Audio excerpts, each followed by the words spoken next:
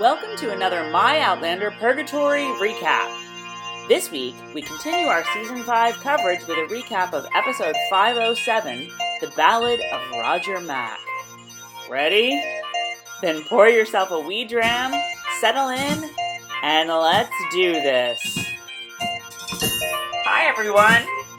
Hi, everyone. I'm Tracy. I'm Carol. And we are My Outlander Purgatory. Didn't somebody abuse purgatory the other day? What?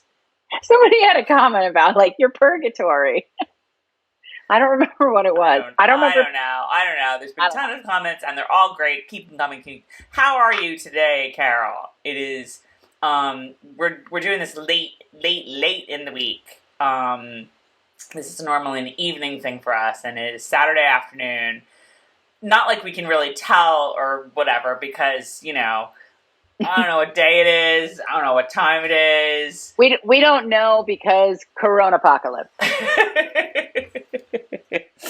How are you doing in Quarantineville? I don't know what day of quarantine this is either. It's just,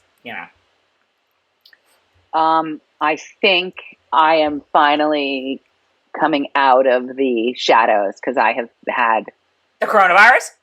That's really bad. There's a part of me that's like, just go get the test. Although I don't think they would test me because fever-wise, it's been they don't consider it a fever. Not everybody has a fever, though. Well, I don't know, but I have just the cough and I've never had this kind of out of breath in my life. But I'm sort of on the upswing, and once I got the Z-Pack, although I don't even know if the Z-Pack's doing it good, but the prednisone. Once I got prednisone in me, and I'm also, you guys, anybody who has asthma out there, which I have been told I have asthmatic tendencies or something, but I think it's time I go to a good allergist. Anybody who has asthma out there, I never realized, Tracy, until I read it the other night, at 4 a.m. when I'm wide awake, that anxiety is one of the asthma triggers. So I had an anxiety attack the other night, which was awful. And it started because I was like, and then I'm reading too much. I don't know about you. I have stopped. I don't read about coronavirus. I don't watch about coronavirus. And my friends send funny memes, and I like that. But when it gets to be too much, I heard somebody on this street has it. I heard 150 people in Lakewood have it. Now it's up to 200 something. P.S. I heard this. I heard that. I'm like, done. I'm done. Because I get myself so worked up, and I get nervous, and then anxiety, and done. Just done. And all I have to say is, you guys, I'm sorry. I'm really, really torqued up because this is like day 3 or 4 of prednisone. So, hi. Well, I don't really watch, the press conferences or the daily briefings or whatever. But given that my husband is currently working at home, and he works for an online news site, and, one of his jobs now is to live tweet the daily press briefing that Phil Murphy does, our governor of New Jersey. And that one of my good friends is the mayor of our town, and she's always sending me press releases and stuff to read right before they go out. Oh, hell no. To copy edit or whatever. So I know before everyone else does that, the number's up to this now, the number's up to that now. They warned us. The White House warned us a week and a half ago that now that these tests are coming out, you're going to see these numbers spike because people who had it didn't know they had it, and now they have it. And now we just know that they have it. But I'm still staying like the guy who's the expert guy. I don't know anybody's name. I don't know the Bossy? figures. Bossy? Yeah. I don't know anybody's name. I'm telling you, I really haven't been following it a whole lot. I've just been trying to do my part and, self-quarantine, as I'm sure all of you guys are too. But at the same time, you need groceries. And I don't know about where you guys live, but in my town or my area, I've never really done the whole online grocery delivery stuff, but it's really hard to do now because you can't get a delivery time and you have to like refresh, and maybe a time will pop up at some point. So yeah, I mean, I've been going to the grocery store, not every day, but I went to Costco today, and I have my gloves, my disposable gloves in my purse, and my wipes, and I put my gloves on, and I wipe down the cart, and I, stay 6 feet away from everybody else, and do my shopping, and pay for it, and put everything in the car, and get it home, and wipe things down and wash the heck out of my hands all the time and throw out the packaging, and you kind of have to live your life. Now, right now, living your life does not include having parties or going to parties. It does not include just hanging out with people or playing basketball at the local court, because you're bored, or any of that kind of stuff. That's not living your life in this day and age. But, if you gotta go to the grocery store and your husband is like too freaked out to do it. Okay, have you tried ordering groceries from Walmart.com? No, Actually, I think it's grocery.walmart.com, whatever. No, I have not. Okay. Because I haven't felt the need to do it. Okay. I feel the need to do it because I've been coughing up a lung for the past 2 weeks, and I cannot walk into a store because when I have a coughing fit, like I said, you're going to know about it. They're going to know about it the next town over. I'm just going to interject for 2 seconds. We're going to talk about Outlander tonight with you guys because clearly this is an episode that we are going to talk a lot about. But this is topical. You got nothing better to do, so yeah. So anyway, you guys, listen. I shouldn't be telling this. I shouldn't be letting this cat out of the bag because it'll be even harder to get toilet paper. But which I just did at Costco today, you guys. Kirkland brand, they had it. Yeah, thanks. When you can't go to the store, my neighbors just called me this morning and said, "What do you need?" And I was like, "Orange juice and mayonnaise." I can't go to the store. Of course, you can't go to the store. So you are relying on other things, and that's great. Right. I'm fine. Right. So, but I'm telling you right now. People in the grocery store are not fine. The people working in the grocery store, they are now finding out that the postal service is full of coronavirus. See, but this is what I don't want to hear. I don't want to hear okay, the mailman is getting the coronavirus all over your mail. Because then I'm going to just go under my bed and just stay there for 3 weeks. I agree with that to an extent. All I can do is all I can do. I agree with that to an extent. But how hard is it to walk your mail directly to the garbage, toss every single piece of junk mail into it, take the things that are important, take them out of the envelopes, wash your hands. I mean, of course, and who wouldn't do that? Who wouldn't do that? But I can't be afraid. This is the thing. I can't be afraid because you can't be afraid, sister. We're not 20 years old. But this is where there's being smart, but then there's also, and I don't want to say, you're obviously you can't go out anywhere because you've been sick, okay? Not with the coronavirus, I was just teasing. Although we don't really know because she hasn't been tested. I just don't know where asthma comes from out of the blue. Of course. You guys, I was like, oh my God, Carol, you should get tested because then you could totally make the announcement on my Outlander Purgatory. You could be like, we could do a special video so Carol announces her status. And we shouldn't, I do want to say, we shouldn't make light of it. Well, you guys know, we make light of everything. But given the odds, obviously somebody who watches us has it. Oh my God. First of all, okay, I'm remembering right up front. Please subscribe to our YouTube channel, myoutlanderpurgatory.com. You'll get first crack at all the videos. You'll be wanting to watch all the videos now that we have nothing better to do and we can't leave our homes. But we have a really, really great comment section. Well, there's always comments on videos, but people weigh in with all sorts of really interesting thoughts. We love reading them. We will comment, we'll reply and get involved in the conversation. But if you've had experience with the coronavirus, tell us in the comments because... Oh, I'm not reading them if they do. What? I want to know if people have... I want to know. Well, that's fine. That's fine. You read them. I only want to see I heard about somebody today who was on the 80s cruise, okay, which I wish I was on. But people got the coronavirus on the 80s cruise. Luckily, they got on and off it. They were able to have a fun week. And, but I heard about somebody, and she is like late 50s, early 60s, something like that. She got it.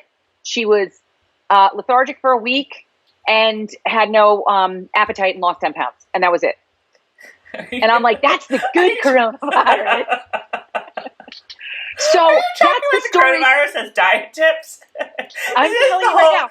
So those are the stories that make me feel more comfortable and get less anxiety breathing issues. You know what I'm saying? Like that's a good story. Hearing that somebody had the same issues, had the same symptoms as me, had the first day that she was feeling better and went to walk the dog with her boyfriend, and the next day was dead on the kitchen floor. That's not what I need to hear.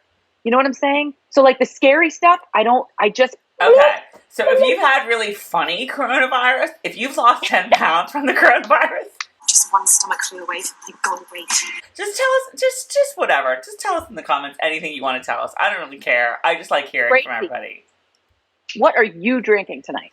What I'm drinking is, well, when we do weekends, weekend afternoons, and it's really, now it's like early evening at this point, so I'll switch to wine later, because that's basically all I have to live for, you guys, is alcohol. I don't even have that. Because I not have alcohol in it. I can't, somebody was talking about, like, the Corona 15 is the new freshman 15. It's totally true. People are just going to be like, we're going to all be broke. We're going to all be like, Corona virused out, and we're all going to have gained 15 pounds because that's all we're doing is stress eating right now. I'm trying not to do that. I had already gained 15 pounds, so welcome, y'all. Welcome. But the stress drinking is just another whole other ball of wax. But anyway, I am drinking this Stone IPA. It's Tangerine Express. The tangerine is very, very, very light to the point of like minimal. I'm not really tasting it. Minimal. See, I can only drink stuff if it has a fruity something or other. Yeah, it's like it's kind of on the back end a little bit, but we've also had this for a while. We've probably had this for a couple years in the refrigerator, so but it's still good. What are you drinking, Carol? Water? I'll show you, Tracy. Gatorade? Now you think this is water. Now will this come out backwards when I show text? I'm drinking this. All right? I don't know what it is. Where's my glasses? Oh, Calm? Calm. Is that like liquid Xanax? I'll tell you right now, I don't give a rat's patootie what it is. It could be placebo full of like baby powder. I don't know, but it makes me happy because it makes me feel calm. I'll tell you something else I'm going to have. All right? You have your ready? You have your sip of beer. I'm having my shot of Mucinex DM. You ready? Let's go. 1, 2, 3. Up your kilt. Let's give a toast to Roger Mack, because God knows he needs all the toast he can get right now. Dear, I'm worried about Jill. Jill hasn't seen it yet. Oh my God, you guys, Third Sister Jill. By the time you guys watch this, she's gonna lose her mind. I think Third Sister Jill will have watched this by the time you're watching this video. She will have seen Outlander. She's gonna lose her friggin' shit. She's gonna lose it. She loves Roger. Every conversation about Outlander we have, she goes, "I don't care as long as Roger's okay." That's all. She literally used those words the other day. As long as Roger's okay. I'm thinking, is this some kind of foreshadowing? Like creepy? How does she know Roger won't be okay? Like what's going on? Well, all I have to say about this episode, the Ballad of Roger Mack, is that last week was the penance that we had to do. Last week was our 10 Our Fathers and 10 Hail Marys to get this episode. Because this episode was a great episode of Outlander. Do you want to know that when I had my monster anxiety attack the other day was right after I finished watching this episode? Why not? I mean, this episode is completely anxiety. Well, they used another line from the book, which I forgot to go and look up, when he's going off to battle. And what does he say to her? Oh, I wrote it down. He says, there will come a day when we will part again, but it will not be today. Okay, and can I give you something that's a little more stress-inducing?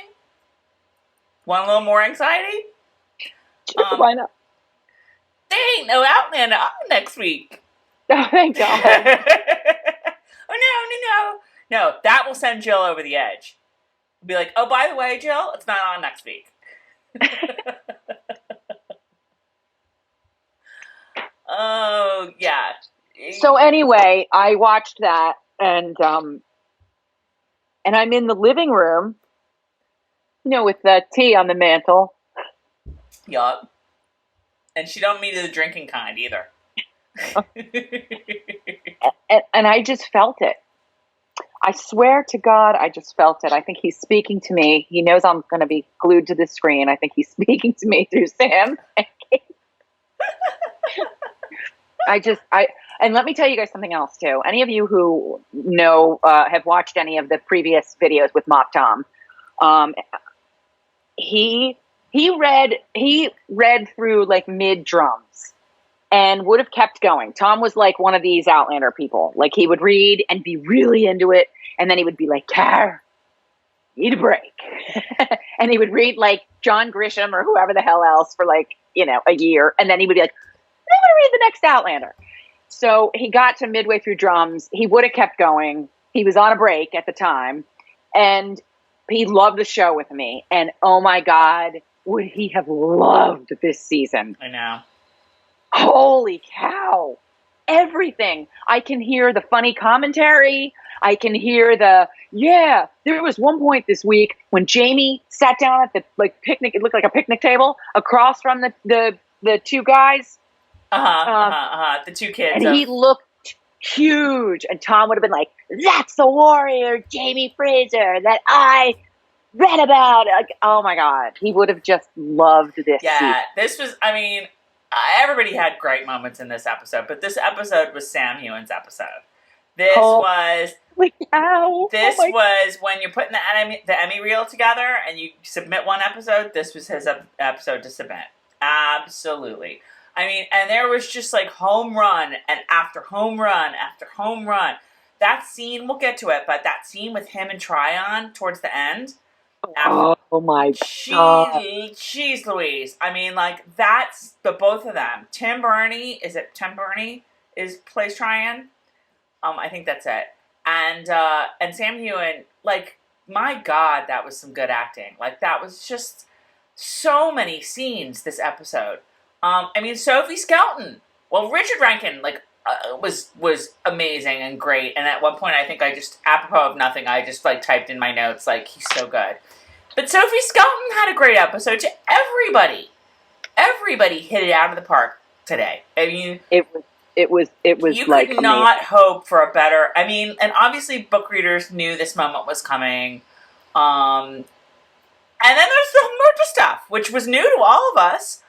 Which I gotta say, people were sort of predicting it a little bit. People kind of had the feeling that he was not long for this world, especially after They gave us the send off that we were all missing. Yes, agreed. I'm telling you, I knew. I was like, once I started thinking about what they did with him and Jocasta, and that they had their goodbye, and he was going up, and I went, oh my God, they're giving us, once it became apparent, I was like, they're giving us that goodbye that we were all craving. I was miserable and loved it all at the same time. Right. I think that people might disagree with me because I know there's been, some controversy. Some people feel like keeping Myrta alive was not the greatest of ideas or whatever. It's not, what was in the book or whatever. I loved it, and I loved every minute of it, and I'm so glad they did it, and I think it was 100% worth it. Even if he had to die, part of me thinks, okay, should he have just taken the place of Duncan Innes and continued to be Jamie's second, sort of? But you know what? I really like what ended up happening here. I really like how they did it. I really like how they chose to kind of have him have one more glorious moment and then it's better to burn out than fade away. Yeah, although I wish it could have been like something other than some stooge coming along going like, I'm doing good, Colonel. Look at me, I'm doing really good. Oh, Jamie should have just been like, oh my God, oh man, I know. And how about the way? Okay, I need spoiler talk. Can I have spoiler talk? Do we have to? Do we want to do it now, or do we want to like? I'm just so passionate about it right now. But if it's going to be a pain in the ass for you, I won't do it. All right. Okay. But you have to call Sheldon then. Sheldon, come on. Excuse me. Spoiler alert. Okay. Okay. So I felt like Jamie, my God, laying Myrta out like that and being like, "Okay, Claire, fix him." I felt like I was getting Ian from that situation. You know what I mean? Like Jenny and getting so pissed off at Claire. Old Ian, like, you mean? Mm-hmm. Like, why the frick can't you fix him? Like, right. I was beside myself. And did you at all stop and think? Do you think I'm not? This isn't really spoiler anymore, so we can go back. Okay. But did you at all think during that, like, oh my God, is she going to be able to? He was like so dead. But I was like, all I could think of was, he says he's not dead. He says he's not dead. I mean, like that's why I think they took pains to, after she laid him all out, or they laid him all out, he was like gray. He was like the color of this, this top thing. So clearly he was dead. He was really most sincerely dead. But the whole thing was so good. God, it was so good. All right, let's jump in now that we're probably 20 minutes into this. 20? I don't even know. 25? I don't know. 40? I don't know. Again, this is going to be a long one, you guys. We can hit 2 hours, but what the hell better do you have to do? You have nothing with your life other than, like, be at home with people who you've been stuck in the same house with for a week and a half to 2 weeks, and you probably hate at this point. So. Right. And I'll tell you something else. Oh, yeah. I'll tell you something else. And who hate you. Yes. I'll tell you something else. Because don't think you're better than anyone else. Because you're not. If you guys want to, if you're like, oh my God, I've had enough of these two, or like I have to go eat dinner, that's really cool. Turn us off. Just come back. We'll be here. Watch us for like 20 minutes a day. You know what I mean? Like, seriously. Like, I know we've gotten longer because we used to make these and they were like 35, 40 minutes when we first started, like back before the show started. But like, honestly, seriously, if Tracy's serious, what else are we doing? Like, just come back and hang with us. Come back and hang with us later or tomorrow. You got nothing to do. I mean, for me, it's like I work at home anyway, so it's kind of during the week, like not any different really. But on the weekends, and especially it's crappy in New Jersey today, so it's not like you can go work in the yard or whatever. You got nothing. You got nothing but us. Got nothing but us. All right. Episode 507, the battle. Why? Well, clearly it was a battle, but this episode is the Ballad of Roger Mack. Oh, mother of God, I can't. I cannot. Is that the way? Oh my God, here I go with the book. Because I was trying to think of everything the way it happened. And all I know is we were left in the book that way. Were we left? Was it the end of no, it wasn't the end. Was it a chapter? Because I remember reading that, putting the damn book down and saying,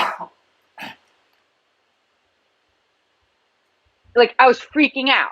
Mm-hmm. You know what I mean? But it wasn't in the end of the book, so it must have just been I put the book down. Yeah, I'm sure.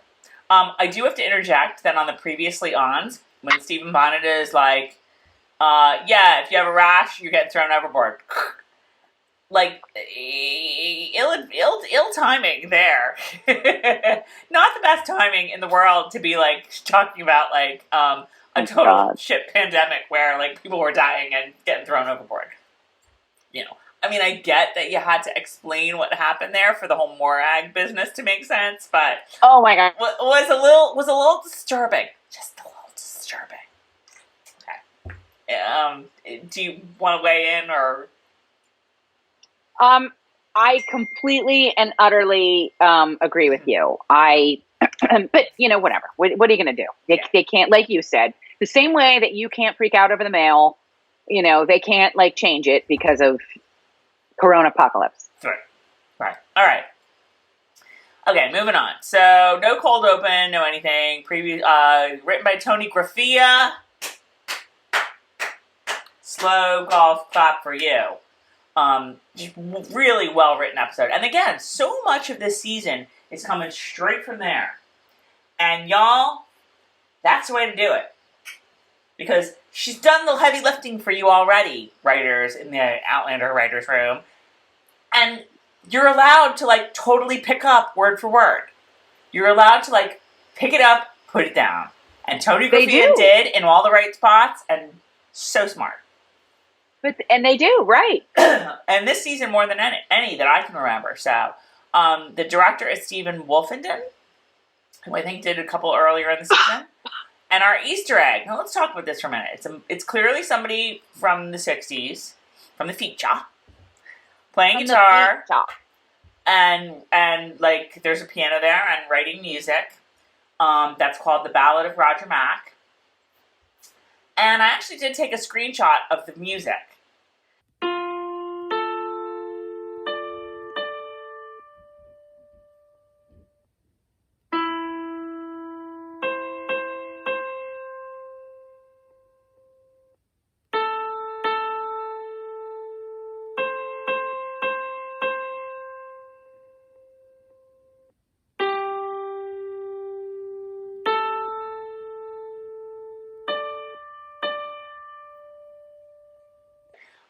But was that just a vague, is there really a song called The Ballad of Roger Mack?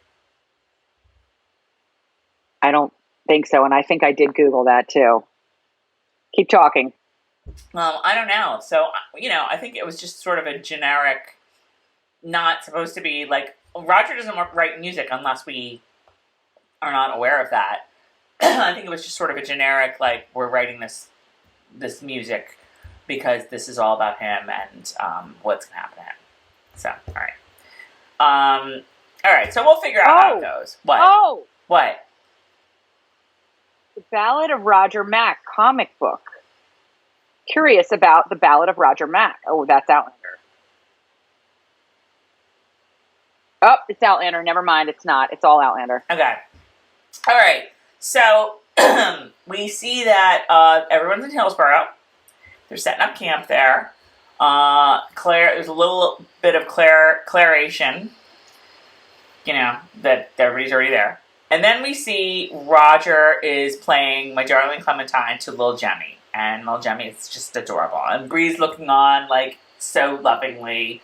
And they are in a house where Bree and Jemmy and Lizzie are staying while Roger is in the battle.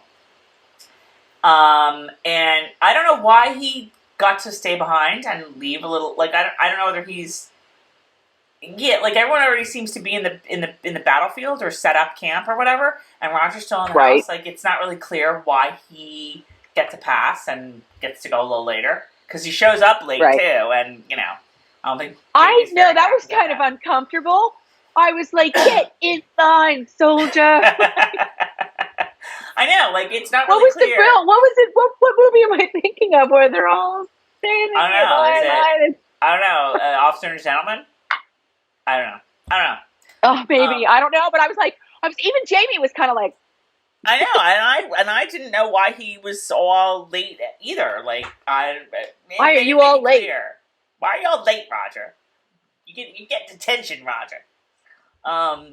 So he says goodbye to Bree, and he's worried that he won't make it back, and definitely a little theme of fathers, and the whole loss of the father going on. Roger's talking about he never really knew his father, but his father died in World War II. Jemmy is even younger than Roger was when his father died, and there's a whole, and then the next scene is Jamie sort of later talking about his father, and he's now older than his father was when he passed and whatnot. So Roger leaves. Oh, were you just like so? Oh wait, maybe you're just getting there. I'm not. I Claire, keep Jamie? forgetting to look at my notes too to see if I have anything to add to what you're saying. Yes. No, just that it's like really scary. Oh, Gem. I have Gem equals Bonnet spitting image. Did you see when they had a close up of Gem? I know. Exactly. I know. Like, yes, I Bonnet. agree with you. I Holy thought we said that last cow. week. Maybe. I feel like we've made that point before. But like, if I were Roger and I'm looking at Gem, I'm like, yeah, I'm pretty screwed here. Wake up, my man. Wake up. And it's fine. Get I over don't it. need no DNA test here. I don't need no stinking DNA test. Yeah, no, I completely agree. He's the image of Steve Bonnet. It's really like poor God. Roger. Poor Roger. Oh, what about Roger? Okay. So we cut to Jamie and Claire. It is Jamie's birthday. It's your birthday. You were 50. And Jamie is being very reflective upon turning 50. One of my all-time favorite scenes in the entire series. I was so thrilled and appreciative that they did it with the handout. Love it. Love it, love it, love it. I loved it when I read it, and I love it right now, and I thank you. Thank you, guys. Now tell me if I'm mistaken. Did he turn 50 here, like, right before the battle? Or, for some reason, I thought he turned 50 during the gathering. Maybe it was the gathering. I just remember them being in the tent and him sitting there with the hands out, and looking at his hand, and her watching him do this and be like, yeah, tough shit, I'm older than you. Like, I've been there, done that. Yeah. I kind of thought it was at the gathering, but maybe I'm wrong. So all of this stuff is happening on his 50th birthday. I think it was the gathering, because I don't remember. Well, I don't know. In any case, it's not important. So he's turned 50. Everything seems to be in order. Both of them look really good for 50 and 55 or whatever the hell she's supposed to be now. Why does he have no gray hair? For the same reason that she has no wrinkles. But she has because they're Jamie and Claire. Jamie and Claire have magical genes. I know he does. So Jamie has lived longer than his father. He's very reflective. And he says, and this is something that we should really try to, like, as I was rewatching it today, I wrote this down. And I was like, I need to, like, inject some of this into my own life because, like, I've been in a really pissy mood the past couple days. I had a really shitty day at work. Felt like I was totally put upon. Like, I have to work tomorrow because I didn't get stuff done yesterday because everybody was at me and wanted something and this and that and whatever. And Jamie says, the world and each day in it is a gift. I think I wrote that down. Yes. And I was like, I think I'm still in a little bit too much of a pissy mood, Jamie, but this is helping me get out of it. So thank you, James, Alexander, Malcolm McKenzie, Fraser, and Tony Graffia, and Diana Gabaldon, and Sam Heughan, because that was just a really, like, I need that. So please somebody make a meme of that, or a GIF, because I'll do it. That's a really great, it's really great. And, you know, particularly in this, don't you, this is so, I'm sorry, I'm so being Carol now, I'm squirrel this, but don't you hate how, like, when celebrities and stuff are talking about the coronavirus and the pandemic, they're all like, in this unsettling time, or in this time of, uncertainty.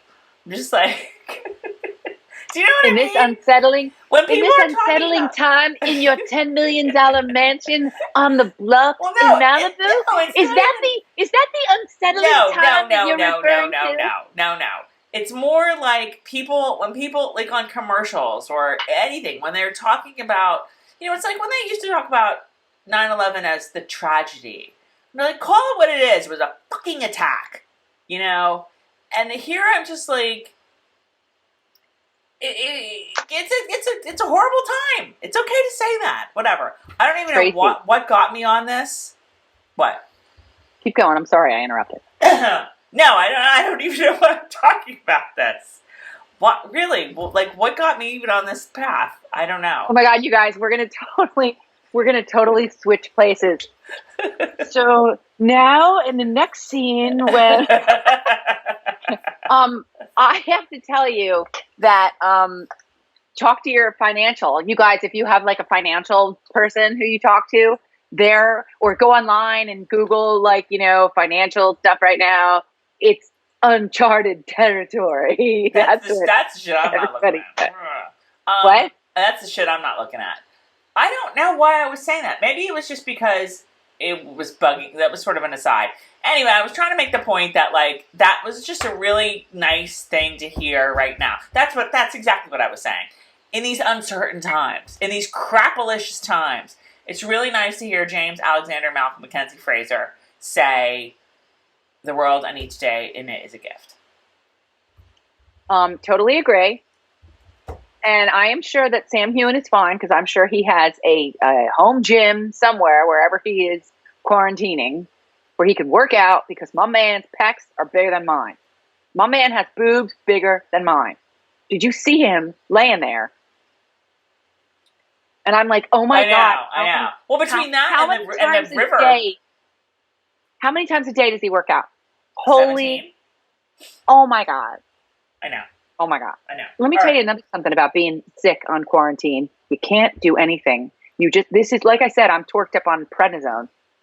Oh my God. I swear to God, I can't wait to feel good so I can work out or go for a walk. I haven't been able to walk my dog. You know what I'm saying? So you guys, if you feel good and you can have a glass of wine and you can go outside and mow your lawn, do it. All of it. And be appreciative of that. It's a gift.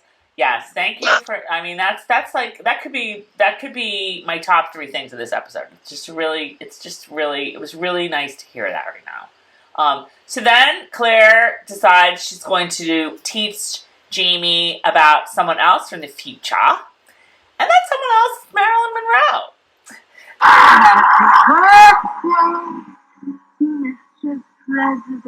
You watching that like I was, and it did take me out of the scene a little, because all I could think of was, oh, poor Kate. Like, can you imagine? His boobs are larger than life. Right there. I was like, oh, this is some really good acting right now. Happy birthday, James Alexander Malcolm Mackenzie Fraser. Okay. Now the stuff he knows that I always get during these videos is totally kicking in. So FYI. I know. Why? I don't know. It's not good for you. I don't know what to do. I don't know. The more I talk, it's like it's Tracy. We get like inflammation in there from pushing the verbal vomit out. All right. The out vomit. All right. Focus. Okay.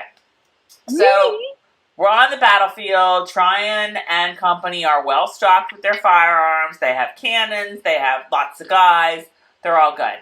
Here comes Roger. He's tardy, so he gets a demerit from Jamie. Jamie's giving out these badges that show that they're militia and not regulators, so that they'll be able to be identified, whatever. And guess who shows up? It's Isaiah Morton. He's such a cutie, that one. He really is. Like, don't you just love him? He is sort of Andrew Shue-ish, I gotta say. He just reminds me of him. A little bit. I totally love him. Coach. I love him too, but the Browns do not love him. The Browns are not feeling the love. The Browns are like, where is our daughter? And then, how about the one Brown who, like, pushes Claire aside? It was like, oh, bro, ill-advised. Because Jamie's all like, Okay. Are we talking about that? yeah. Okay. That I have a note on. What was the girl's name? Because it spell checked to Alyssa. Alicia or Alicia? Who gives a shit? Whatever. Okay. I have written down that Claire said, like, Alicia made her decision. Yes. Right? Like, she's a grown woman. All caps, I have Tom would be losing his mind Yeah. And Jamie should too. This is one of those times. I'm sorry, I am channeling him right now. This is one of those times where she needs to STFU. Just shut up, Claire. It's the 18th century, dingbat. Yeah. Just shut it. No, I agree And with I'm you. sorry, I think it's very unrealistic that more ramifications don't go on when she does stuff like that. Back then, getting in a man's face and talking like that, are you kidding me? Jamie would be the laughing stock. Right. They would all, oh my God. I get it. I agree with you. Like, it should be like, Fraser, can't you shut your woman up? Oh, it would be worse than that. It would be worse than that. She would be taken out behind the tree and beaten. It would be worse than that. Yeah, no, I get it. Yeah, it's a good point. I didn't even think of that point, but that's a good point. Claire should, but Claire's never going to know her place. But even if Claire says that, it's a whole channel of like, you need to think this decision through. Claire really needed to think about what she said. Clearly she didn't. Okay, now Brown's up to bat. Brown needed to think about it even, like, Brown's mistake, I think, was even more ill-advised. And it's because, A, you're dissing Jamie's wife, but B, Jamie also happens to be in charge here. Now, the Browns are going to be like, a pox on that because they don't really give a shit because they don't really like Jamie. But still, like, who's making the biggest mistake here? Claire's making the initial mistake, but I would argue that the Browns are making a bigger mistake by...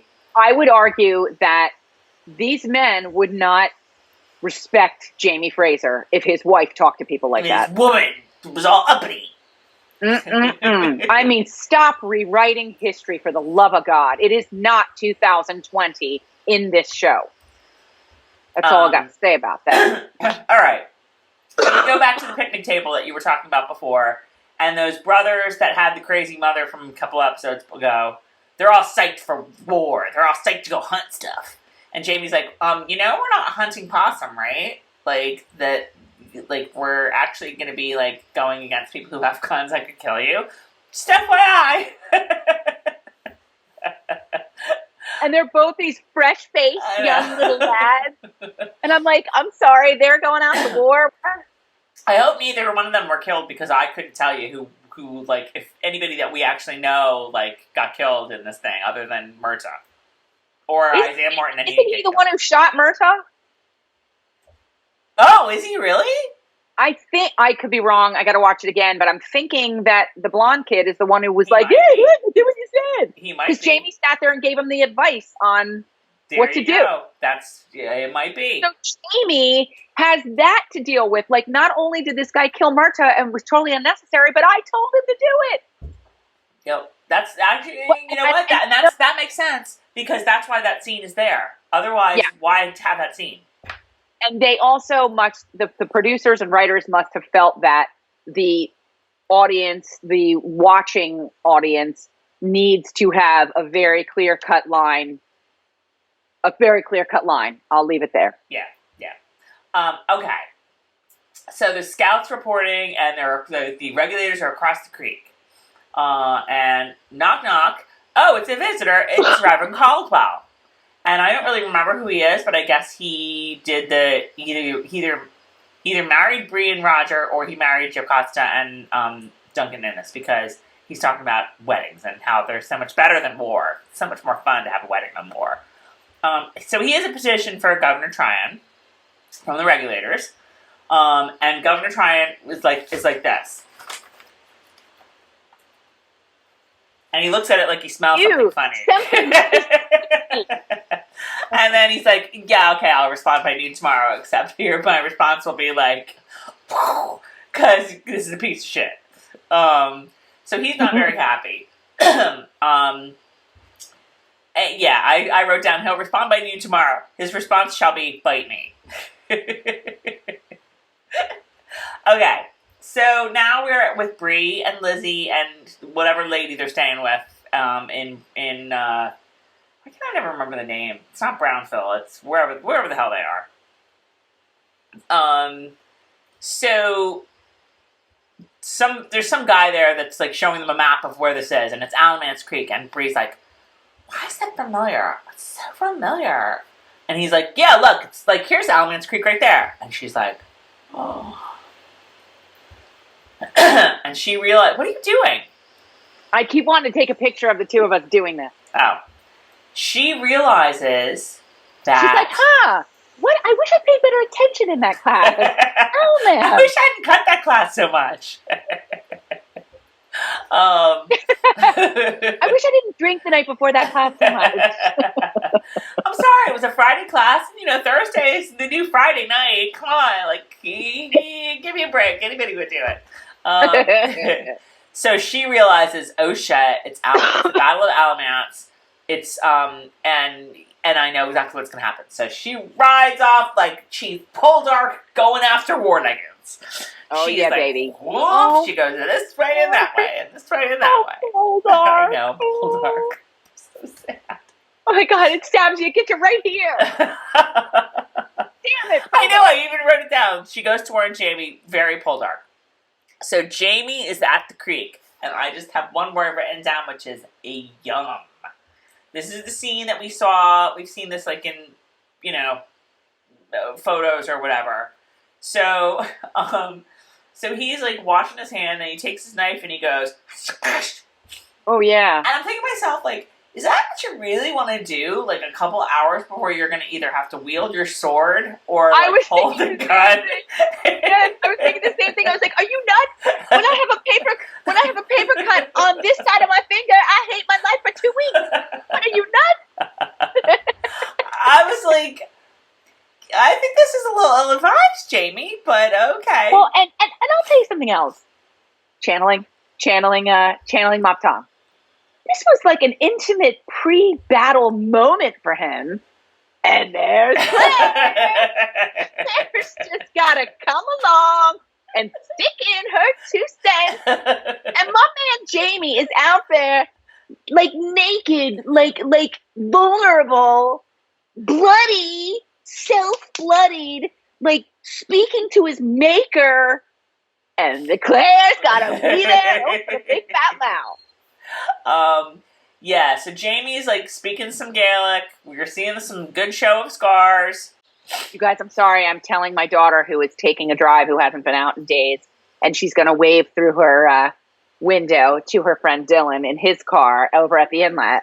Carol, does... I love you. Does Kaylin have some news this week? Well, she just left, so I don't think so. My daughter, we're very excited around here. Tracy's talking about my daughter committed to the University of Delaware. Tracy's, oh, now I know where we're going with this conversation. Tracy's alma mater. All roads lead to Outlander and University of Delaware. Tracy's history of University of Delaware. No, she did. We're very excited. It's been a very long time coming, and it's perfect.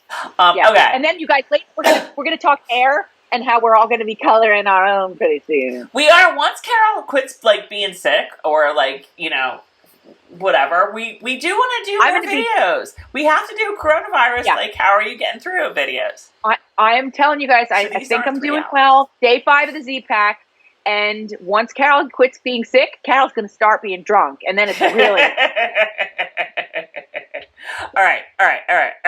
So Jamie, yeah, so he's speaking the Gaelic. He slices his hand open. He does the whole scar thing. He's being affronted by Claire again in life. And as it turns out, he's not praying to God. He's speaking to Dougal Mackenzie to help him with the fighting. Because he's afraid he's going to have to fight. Sorry, I killed you and all, but could you please help me? Could you do me a solid? You know. You like Murtaugh, right, Dougal? Like, you don't want me to have to kill him. Come on. Like, yeah, whatever. Now, was that meant to be any sort of foreshadowing here?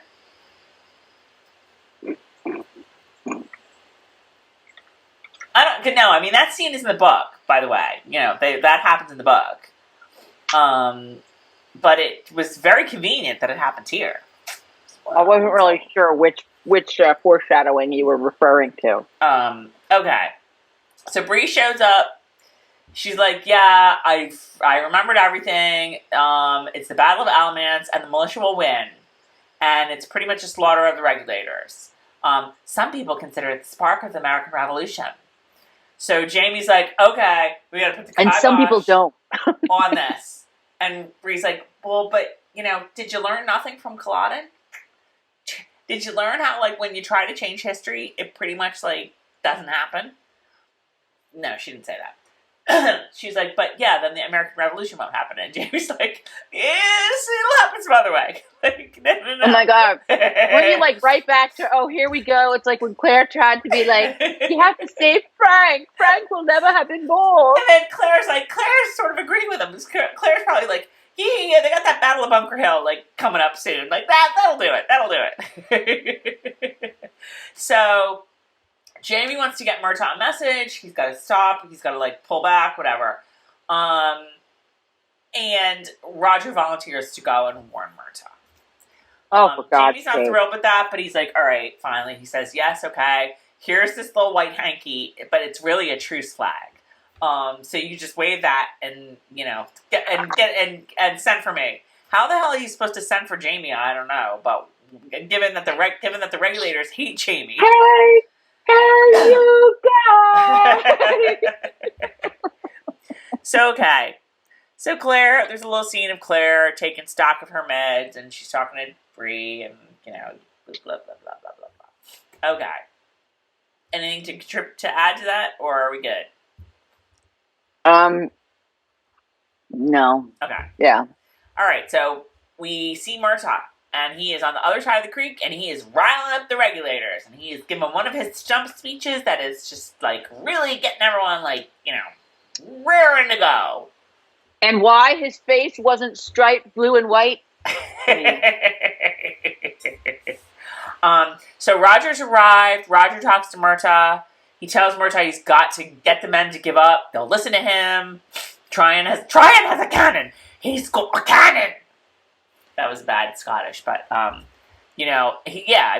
like, Murtaugh, come on, like, these are farmers, we have guns and we have a lot of guys, and yeah, you have more, but like we have cannons. Like, and like, didn't Roger and Murtaugh, didn't they used to not get along?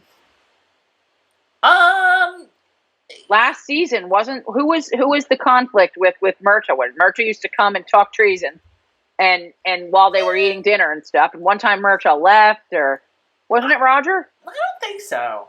I honestly don't remember. It was in season 4, and I thought he got into it with Roger, which is why I thought this was even more poignant, that Roger is like, I'm trying to save you, man. Like, I'm not sure. See, I'm not sure that... Did Murtaugh really know Roger that much? Well, this is what I can't remember. Wasn't it Roger? I don't Who think was it? so. No, but I do know you're right. It was Lord John. Yeah, it was Lord John. Lord John. Never mind. Ignore everything I just said. Okay. It was Lord John and Murtaugh were into it. This is where I wrote down that Richard Rankin was so good. He was just so good. So good. Oh my God. So we're back to Tryon, his camp, and he is responding to the regulators' petition to stand down with basically saying, hell no, we won't go. And then it's sort of cutting between, you see Jamie in the opening credit shot of the back to Jamie, or the Jamie's back. You see Murtaugh reading the letter to the men. You see Tryon continuing to write it, and it's very cool. It's a good, like, sequence of shots. So basically the battle is happening, says Murtaugh. Roger is like, okay, fine, just then leave and save yourself, Murtaugh. And Murtaugh's not doing that. So yeah, because Murtaugh wouldn't do that. No. Murtaugh's ready to, he's ready to do what must be done and see what happens. So Roger's walking back, and he runs into another camp, and there's Morag Mackenzie. And Roger's like, Morag Mackenzie? And so they have a little reunion, and she's very nice to him, and he... And book readers everywhere shitting their pants. And then, he says... you need, you guys are regulators, right? You need to leave because it's going to be bad. And she's like, we have nowhere to go. We have no home. We have no whatever. So he says, just leave, come to Fraser's Ridge, you're welcome there. And then he gives her this kind of awkward sort of one-armed hug, sort of. But he's just kind of overcome because don't forget, he knows, she does not know this, but he knows that he is speaking to his great-great-great-great-great grandmother. And he's kind of overcome with emotion. Do we know that? Yeah. Yeah, we do. Because they're both Mackenzie. We know that from Okay. when he ran into her on the ship before. Mm-hmm. All right. So he gives her this hug, and then you hear, Hey, you! Get your damn hands off! okay. So Who cares? what? Ian needs to get into the fridge. Oh, Ian needs to get in the fridge. I lost. Go ahead. No one cares. They like to see you, E. They think it's funny. Okay. Oh man, dude. Okay. So Jamie is looking for Roger. We're back at the camp, and Tryon calls him over. And he's like, "Come here, I got a surprise for you." Oh, I can't stand this guy. He's really great. I mean, I never remember. Tim Burney, I think is his name, and he's really good. Oh my god, Tryon is clearly a douche, but like, he's our douche. He's our douche. He's been like sort of likable. I mean, like clearly he's really not anymore. But he is proud as punch to present Jamie with this honor, which is wearing the coat of the Red, wearing the coat of a British officer, and Jamie looks like he's just been vomited upon. We need to stop and do a whole hour on this alone. Because I was really like, I was very conflicted over it. And you felt what he was feeling. I can't do this. Like the vomit. I can't do this. I can't do this. But I have to do this. And I read later that Sam Heughan insisted on it. Because he was like, oh my God. And he insisted, I want to wear that red coat. Right. No, I mean... Did that happen in the book? I don't think so. I don't remember. I don't remember that. I don't remember. I mean, it's weird for militia to wear any like in The Patriot. Does Mel Gibson wear like a blue officer's coat, even though because he's the head of the militia? No, I don't think so. But I'll tell you right now. Here's one more thing that I don't know what Mop Tom would have said. He would have said, "Carol, I would die right there before I would put that coat on." That's what I kind of think would probably. Oh yeah, absolutely. No, I don't think that he necessarily. I think that the militia was their own thing. So he has no choice. I mean, like he has no, and he tries to get out of it every way he can. He should have pretended it was like too small or something like that, and it kind of was because it made his ass look really huge. If the coat don't fit, you he turns around and you see him from behind, and I was like, "Stan, that's a big ass." He should have been like, "I'm sorry, Governor Trump, but this coat makes my ass look really fat." He should have pulled an OJ and been like.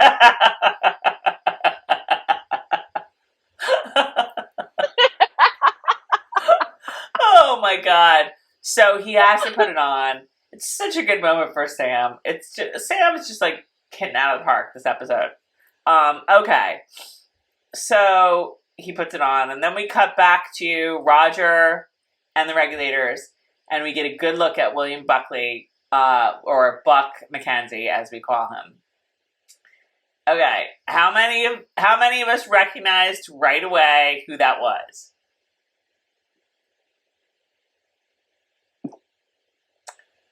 I did not. Tracy, get the video of Mommy Dearest ready. You guys, I took one look at it and I was like, wait, even like the voice. I was like, what? And then it hit me that how old is he? That they were trying. You guys, remember the part of, excuse me. Remember the part? Like, I'm gonna whip this out. I'm all set, you guys. I got all my arsenal. Remember the part in Mommy Dearest, for anybody who's seen Mommy Dearest, when Christina is in a soap opera and she gets sick, like her appendix needs to come out. It's like sudden. So she goes, into the hospital, and all of a sudden they're like, "Oh, you have to turn in the hospital." The nurses are like, "Let's turn on the TV so you can see your mother is on the show." And Joan Crawford took Christina's place for like 2 weeks or whatever while she was recovering, and took her place and had on a wig, a blonde wig, like she was trying to look young. That's exactly what I was thinking of. Not that I didn't like it. I'm not saying I didn't like it. I thought it was cool. I did. I really thought it was cool. But I'm sorry, but that's what came to mind. That hair was like, Tracy, it reminded me of Gilligan's Island with "You Need Me." Remember the wigs that the guys were wearing? Like those 60s kind of. I'm sorry. I'll shut up now. I never knew. It brought on a lot. I mean, again, you guys know when I watched it the first time, I'm not thinking about I'm just watching it, and it went. Now I did say to myself, this guy looks really familiar. I was like, he's sort of like serving me up like early, Che from Evita era Mandy Patinkin, maybe. But I have to Google it, or I'll have to IMDb it, like when I'm done watching the show. But he looks really familiar. Never, to the point where, as I was turning it off, I see Graham McTavish's name on there, and I'm just assuming it says at the end, Graham McTavish as Dougal. And I said to Carol, I texted Carol, I was like, "Is Dougal on this episode? Like, I don't remember seeing him." And she's like, "What are you talking about?" I was like, "Graham McTavish is in the credits, but like, when was Dougal on this?" And she's like, "Tracy." I was like, "No way." I was like, "Oh, he was there. He was so there." Oh, how'd you like that with the butt of the? I know. Well, all right. So it's Dougal. I mean, I don't want to call him Dougal, but of course we will, because we never call anybody about Dougal. Let's call him Dougal 2. 2.0. Dougal 2.0. I mean, I almost don't want to, because we know it's Buckenzie, but Dougal 2.0. All right, Dougal 2.0. He's all like, like Morag's all like, "Yeah, no, don't bug him. He's like came to warn us and whatever." And he's like, "Shut up, Morag. Go with the women." And he like, "Go make me a turkey pot pie." He acts like that in the 18th century, but he doesn't count on her. But he's like really pretty abusive, and Roger like clocks him. Is this my point though? They execute somebody for hugging their wife. But Claire can walk around and say whatever she wants. All right, keep going. So Raj gets beaten up, and they find the regulator or the militia badge, and like it's just not good. And yes, Dougal 2.0 clocks him with the gun butt, and then we move on to that was militia. so cool. Yeah, getting ready, and Claire sees Jamie in the red coat, and oh my god. Sometimes I think that this show tries to shove in Jesus H. Roosevelt Christ because the fans want it in like really ill, like bad places. There was a couple episodes ago where they did, and it just didn't make sense. It made 1,000% sense here. Perfect place for a Jesus H. Roosevelt Christ right here. It was great. It was great. I kept wondering where Bree was, though. I was like, doesn't Bree want to say goodbye to him when he's going off? I don't know. This is the very last one, So, so she's just like, so they say goodbye, and that's where they say the whole like, "There may come a day when we will part, but it will in the pizza day." La la la la la la la.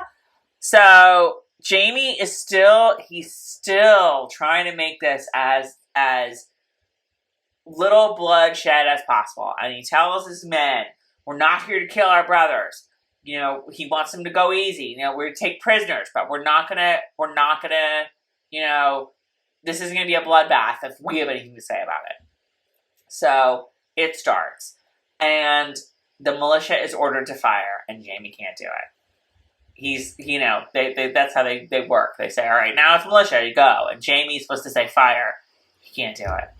And Tryon, bless you, Tryon is like, I don't even know what the hell he says, but Tryon's pissed. So Jamie finally is like, fire, they fire. He's so good. Sam is so good in this episode! He's so good. And then we have the battle, and again, I love, like, Jamie is just working on, like, make this, if this has to be, Keep talking. has to be, make it as little death and destruction as it can be. And he says, fight as they do, meaning, like, hand to hand, and not, like, just mowing them down with your guns. So he's really, really trying to keep the casualties as low as they possibly can. And then we see that Morton gets hit. I don't know, that gunshot looks pretty bad to me, but they get him back to Claire's surgery. They're in the surgery. Claire's working on Morton. The Brown brothers Excuse me, are also I'm so there. sorry if my nose blowing was really loud just then. I forgot I had my earphones in. Oops. I'm at the Brown brothers in the surgery, or in the field hospital, whatever you want to call it. Right. And Claire's working on Morton, who looks pretty bad. I don't know. Shot through the lung in the 18th century? I don't see how you're getting through that. I was thinking the same thing. And then later I was like, will you fix that guy? Fix her guy. I know, really. I know. They look like they got hit in the same place. Like, what the hell, Claire? So the Browns are not happy that Claire is fixing Isaiah Morton. And they're like, well, he was running away. And he's like, no, I wasn't. And Claire's like, no, he wasn't. Like, he got shot at close range. Did the Browns shoot him? No. Yeah, that's her point. Oh, okay. Yeah. So she's being accusatory. I didn't get that. Okay. Yeah. That's her point, is that they shot him in the back. And that wasn't really what happened, though, was it? Or that they shot him from the front. I guess her point was that it came out the back. But her point was that they shot him. Oh, that's very interesting. No, I didn't get that, but I like that idea. So they don't like smack her, but they they're kind of rough with her, and she drops the syringe, and one of the Browns steps on it. Oh my God! I totally forgot about that. Holy cow! I was like, oh my God! Bree better get started on that prototype. I know. I mean, I was thinking about that. Like, as long as they didn't as long as it was just the glass and not like the plunger part, they could make another one. Probably you got to be able to find some glass maker who could do something. I don't know. Right. But right now they're pretty screwed. So there's more of the battle, and it's not looking good for the regulators. They're retreating. They're being taken prisoner. Very roughly, the redcoat side is clearly having a good time with all of this. Jamie runs into a regulator that he knows. I forget the guy's name, but he's like, Brian so-and-so is dead, whatever. And the regulator is about to shoot Jamie, and he gets clocked in the head. And it's Murta. Murta has saved Jamie by taking out one of his own. So they barely have time to say anything when, boom, bang, Murta gets shot. And to your point, I think you're absolutely right. I think this is one of those brothers that's like, I'm watching it right now. Colonel, I'm doing really good. Yeah. And the Colonel is like, just go away. So Jamie catches him. He sees it's bad. Murta's like, don't be afraid. It does not hurt to die. Sob, sob, sob, sob, sob, sob, sob, sob, sob. And when Jamie's like, help me, he just goes, help me. Like, at first. It's it's almost like to God, and then he's screaming, help me, help me. So finally, John Quincy Myers and a bunch of other people come and they take Murta away. Okay, can I tell you that, you guys? So I called last week I finally gave in after like 2 years and decided to re-up with Verizon because I had it, but I had expired and I didn't want to pay their 2 year contract. So as this is happening, I called a week ago to up Verizon and so that I could get really good internet and for the same price, whatever. Long story short, because of this corona apocalypse, they're supposed to send me some type of cables, but all non-essential business is, so I'm assuming I was supposed to get them on Tuesday. So because my internet is spotty, right at the second that kid shot Murtaugh, my internet bleeped. So I didn't know that Murtaugh was shot. So all of a sudden, Murtaugh's falling on Jamie, and I'm like, what the hell's he doing? I had no idea. All right, sorry, go ahead. I had to interject that because it was funny. So okay. Interject. So they take him to Claire's surgery, and Jamie's all like, you gotta fix him, Claire. You gotta fix him. And clearly, they've done a really good job with the makeup. Murtaugh is as gray, as I said, as this silver bottle opener, and Jamie's just like, do something, like him, like fix him, like and it was so beautiful to see Jamie's complete confidence in his wife, that his wife is just going to be able to fix it because you know what I'm saying? Well, because Claire is Claire. I mean, he didn't even. Well, he's half stunned and in shock, and half couldn't fix anyone. I think it's more. I didn't see it as confidence in Claire. Because I think Jamie knows the drill deep down, but I think it's more like grasping at straws.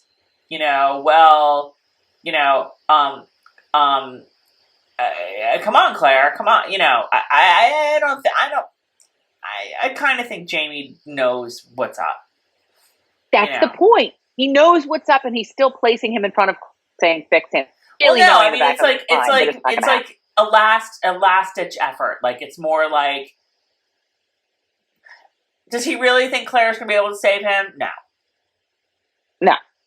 No, because he's been to battle. He knows what death looks like. Right. And I mean, like, they did a really good job in the makeup room because Murtaugh looked really, he looked really most sincerely dead, as we said. So, but what I loved when Jamie was like,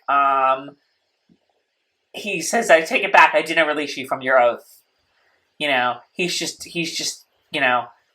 saying anything at this point. Yeah. No. I thought for a second there that he was going to start biting him all over like Edward.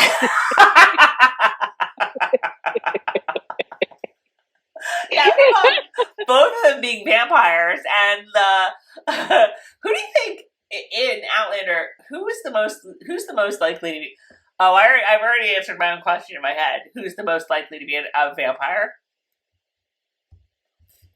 Like, who would make the best vampire? That's what I should say. All right, well, you've already thought on this, so you're going to have to give me I know, I thought of it just now for like a millisecond. But I already know. Lord John. Case closed. Which person on Outlander would make the best vampire? Yeah, Lord John. Lord John is like, you might as well just call him Lestat now. Lord John is Lestat in some circles. Lord John is 100% vampire material. Don't you think? Oh, of course. I think I've said that. I think I might have blogged that. Okay. Oh my God. Jamie talking to Tryon. Oh my God. Can I just say, like, when Claire cries, and she says, "Murtaugh, my friend," because remember, Murtaugh and Claire had a really special relationship, and I just lost it. That was, I mean, I just started, it was totally like the montage was going on in my head of like, remember back in season 1 when Claire just met Jamie and they were in the dining area, big dining room at the tables, and I don't know, Claire had been like teasing Jamie about something, and Murtaugh said something like, "Oh, I know, it was when he was like caught making out with Leary in the hallway or whatever," and Claire's like, digging Jamie a little bit. And Jamie like leaves for whatever reason, and Murtaugh is like, that's not the kind of woman he needs. He needs a real woman. I was just thinking back to like scenes like that, And like when Claire saw Murta when they were finally in America, and how great that scene was. Just all of these like Claire and Murta scenes, and Claire and Murta like taking the show on the road in season 1. Yes. All of these scenes. You know what I was thinking of? I was thinking of number one, Murta saved Claire from Black Jack Randall. When Claire first came through the stones and Black Jack Randall got her, didn't Murta like come and like jump him or punch him or something? I think so, yes. Yes. Yeah, that's number one. Number two, in the books you don't know. In the show, I think it's mentioned. I know it's mentioned. I mean, it was just mentioned literally like last week. But in the books, we had no idea until we saw the graphic novel. When Dinah Gabaldon's graphic novel for Outlander, what was it called? I think it had a different title. Exile? The Exile. When The Exile came out and Dinah Gabaldon, was number one on the New York Times bestseller list for graphic novels, we saw Murta see her come through, and we all shit our pants and said, Murta saw her come through. Oh my God. So that was a really neat little find later on. And then they did talk about it in the series, but that's what I was thinking with her saying, my friend, number one, he saved her in the very, very, very beginning. He's the first one, and he's the first one to see her come through. I mean, in everything. Well, but I don't think that that's how it happened in the books or in the show. In the exile, he sees when she comes through. In the show, they just tell him she's from the future. No. Yes. Oh! I see. No. I didn't. That's not what I thought you were saying. So you're saying they tell him he only knows that she came through, that she's from the future because they told him. Correct. I would be willing to go back and look that up to see, because I don't know if it was ever mentioned about him. Think about back to like the wedding episode and stuff. Are you sure? Positive. Positive is a very strong word. Positive. What? Why? Or did we say they must not have read the graphic? They must not have read The Exile because Murta saw her come through. Yes. Well, I mean, I might have said it. I don't know, but no. I remember the episode where they tell him. He thought she was a fairy. Right. He thought that she was like otherworldly. But okay. I just, they have a really great relationship, the two of them, and right. I have to say, Duncan LaCroix, now that we know that you are really most sincerely dead, slow golf and most sincerely hot, and most sincerely hot. I was literally like, oh man, I really look forward to looking at him every week. Do we think? I didn't even think to check IMDb. I'll be checking IMDb to see what he's got going on. Maybe he's got something coming up too. Now it would have to sort of be a spoiler alert, but who is Duncan LaCroix most likely to come back as? Which character? They're all coming back. You get to come back, and you get to come back, and you get to come back. I wonder when's Tobias coming back? When Jen gets a little older. He gets a third character. That doesn't even make. I know. This is where we're gonna get Angus and Rupert back. I know. If I'm those guys, if I'm Stephen Walter and Grant, I forget his last name. You guys need to petition the show. You need to bring him back. Get on this with Ron Moore and Meryl Davis, and Matt Roberts. All get on. When are we coming back? What character do we get to be? I mean, if this is a possibility, hell, everybody should take advantage of it. Okay, but yeah, we will miss Duncan LaCroix. He's just been great. He's given us 5 seasons of awesomeness, and thank you, sir, for your good work. Oh my God. Okay. Jamie leaves the surgery, and Jamie's just like gutted. Jamie doesn't even know where to go or what to do. And here comes Tryon. Oh, we must celebrate. We really killed that one. And Jamie is not wanting to hear any of that. And they have a scene that is fantastic. This might be the best scene in the show, in my opinion. I think they just both of them just like kicked ass on this scene. And isn't it the deal that like if he pisses Tryon off, Tryon can take everything away? Well, no, I think that he made the point. Like, okay, first of all, I think what Jamie was saying was you didn't need to do this. You didn't need to like be this brutal to your own people, to the people you're governing. Okay, right. So right. I think Jamie was insinuating a little bit that like because when Jamie's like I'm done here, like I've paid my debt. I think Jamie knows that if Tryon really pushed the issue, Jamie could come back with like, yeah, you know what this man of honor did? He like slaughtered this whole, and they weren't allowed. Yeah, right, yeah, right. Yeah. So I kind of got the impression that like Tryon wasn't pushing back because he kind of knew like, yeah, right, we'll just call it even Steven, whatever. Right. But when Jamie's like, when Sam Hewn is like, when we both know what was done here. There's the law, and then there was what is done. And hadn't Tryon used that line before on him? I think he had. So I think Jamie's kind of throwing his own words back in his face. It was so good. It was so good. And Jamie's like, yeah, I'm finished with my obligation to you and to the crown. So I guess that's why, I guess that means, like, Fraser's Ridge is his now. Like, he, Well, yes, that's, okay. So here's where I was going with that.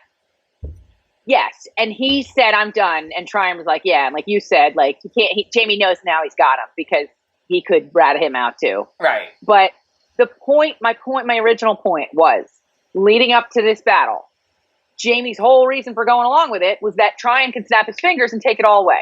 Right. Take away his land. Exactly. Take away his land, take away his house, take away everything. But most importantly to Jamie, take away the livelihood of all the people who he is responsible for. Yep. So this is how you can see how he's like having to do something horrific to save these people. Yes, to protect his family. And then by his family, I mean all of these people. Yes, and this is why I am going somewhere. I'm going to take 2 seconds and I'm going to go somewhere, and you're going to be like, what the actual F? But in my mind, I see this is why out of all the, you can't believe what I'm about to bring into Outlander. Out of all the horrific Harvey Weinstein stories that were out there, the, what's her name? Rose McGowan? Salma Hayek. The Salma Hayek story killed me. Go back, you guys. Google the Salma Hayek story. Her own words. If you can get her interview or her whatever, she wrote something about it. Uh-huh. Salma Hayek. I think I read that. Was going to be she was trying to get this movie made, Oh, it was the Frida Kahlo movie. And he was hanging it over her head. Oh, you can't do it until this. You can't do it until that. And then finally they sort of got there, and he like he was her Tryon. He pulled the rug out from under her and was like, nope, we're going to stop production right now unless you come up with like all this money. Because they were dating at the time. And he like writes this, because she convinced Edward Norton to write the script. She convinced this one to do this one to do this one to do this. Okay, if you can just make the money, we can get it. If you write the script, we can get it. So she gets everything done. She gets the script written by Edward Norton. She gets all this money. She goes to Weinstein. She's like, okay, I've got it all. I've got this amount of money. I've got these millions. We got the script. We got this. This one's in place. We're all ready to go. And he's like, fine, I'll do it, but you have to do a nude scene. And she's like, it's going against like, she's like, oh my God. So long story short, she's like, I have to do this. I don't want to do this. It goes against everything, but I have to do this, not for herself, but because all of these people were counting on her. So she did something she was absolutely 1,000% against. She said she got up that day before she went on set. She vomited all over the place because she was that ill over what she had to do, and she did it anyway. And I know it's like, Carol, really? You're going to compare that to no, this? it makes sense. You see, that's why I felt for that woman more than anyone. And she wasn't, I don't even want to say that because it sounds like I didn't feel as bad for them and they were raped, and she wasn't. That's not what I'm saying. But I could feel her story the best. when she was expressing it. That is my point. And that is the feeling I got out of this season so far with Jamie and Tryon, and that he's got to do this. The red coat? Are you kidding me? I know. All right, anyway. I know. Salma Hayek should have called Brad Pitt and gotten him on the case. I don't know what she could have done, but God bless her. Whatever Brad Pitt said to him, like, he, backed the hell away from going to Paltrow, so. Right. Who knew? I know. I have sick respect for Salma Hayek. I know. I like her too. And please, I don't know much about her. If she's done something weird, please just keep it to yourself. No, she's married to some guy now who's like some fashion rich pants. Yeah. He's like uber wealthy, and he has a kid with like Stephanie Seymour or something, I think. Oh, really? I don't know. I just know that. Yeah, I he's hope uber I'm wealthy, right on that, and I'm not spreading fake news. Like, I just know that because I like, I like Tom and Lorenzo a lot, which is this blog that does a lot of like fashion and red carpet stuff, and they're just constantly like, because Salma doesn't have like the sharpest fashion sense in the world, and they're constantly, she just like perplexes them. Oh, do they abuse her? No, she frustrates the hell out of them because they're like, she has more money than God. She's married to like this guy that's in charge of like 17 different labels. Why is she wearing that? It's pretty funny. Okay. All right. We're almost done. So we're back to the surgery, and Claire takes care of Marta, and she, gets them all settled and pulls the sheet up. It's heartbreaking. It's just awful. I don't know why. You think that was awful? Let me tell you something. It's awful. You ever been there? It's freaking awful. Watching that, I'm telling you guys, no damn wonder I had an anxiety attack times 10 after watching this episode. Oh, all right, keep going. I have, about Jamie, I have Moment by the Fire. I think he just like sort of sank to his knees and kind of cried, and it was it was a tough moment to watch. So Jamie sees Bree. Bree's sort of like standing off to one side, and then Jamie, like, that sort of shocks Jamie into like, oh yeah. Oh yeah. Told you. So they're all looking around for Roger. They're, hunting around. Have you seen this guy, Roger? And then they come across these people who are hanging. Oh, geez. And there's a whole bunch of people milling around, and they're like, well, who are these guys? Oh, they're regular, the sturdy regulator prisoners. Tryon ordered their execution. So that alone is not good to hear, that Tryon is ordering executions of regulators. No, that's not good. So they're asking around, and Jamie's looking at them, and Jamie sees that one of the hang it guys has a white hanky, a.k.a. flag of truce, hanging out of his pocket. A.k.a. what he just handed Roger. And he's like, Roger. And Jamie pulls him down as Bree and Claire watch in utter horror. And we cut to black.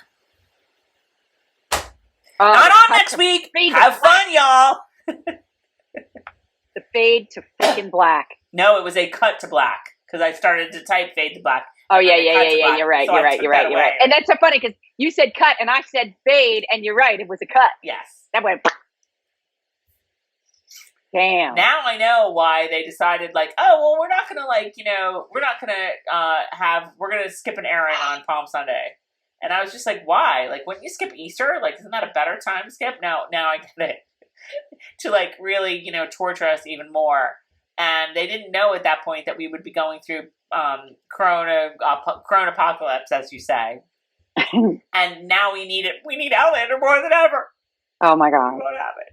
So Jill is going to lose her mind. I think, Carol, that we are going to need to do a video on Monday, or a Facebook Live or something, with Third Sister Jill.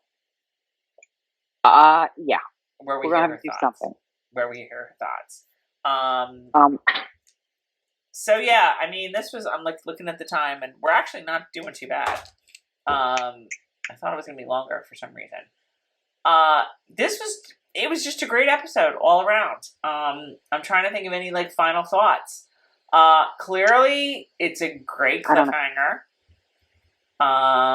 What do you think is going to happen? Let me know what's going to happen. What do you guys think is going to happen? What did Linda used to do? Linda Moskowitz. Yeah, I don't know.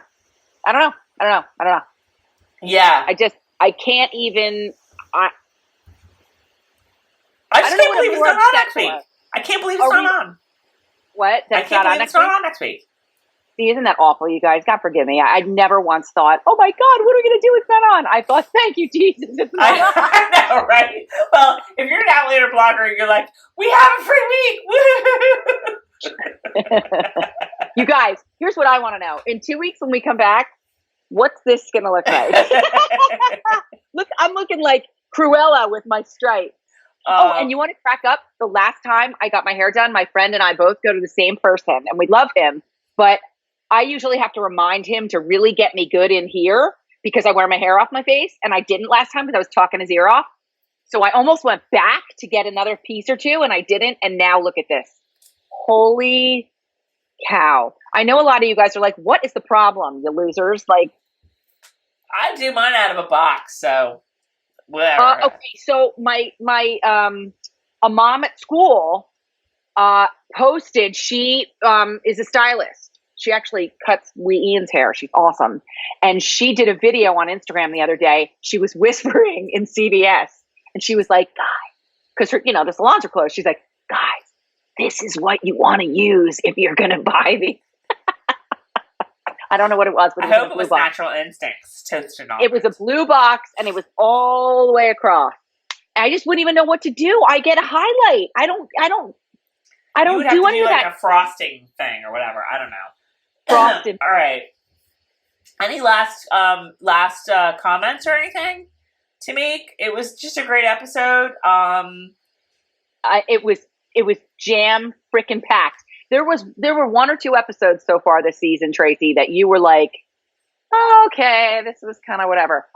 This had it all. Yeah. Like, my God, to pack this much into one episode. Right. And I'm not complaining it at all. I loved it. But at the same time, I'm like, I find it fascinating, like how they decide to put in, to break it all up the season and what they're going to put where. Right. And what do we think about Dougal, about 30-year-old Dougal? I loved it. I have to tell you, I didn't, like I said, I didn't know it was him because I wasn't expecting it. It didn't, like, I wasn't spoiled. I don't know if there were spoilers floating around or anything, but I wasn't spoiled by it. I didn't, because I wasn't thinking about it. So I didn't, he looked familiar, but I wasn't thinking that it would be him. No biggie. But I loved it. I thought it was smart. I thought it was really great. And it worked for me. And he didn't appear, well, how old do you think Graham McTavish is? 59. All right, I'm going to say Graham McTavish is 47. 60-something? 47. Whoa, no.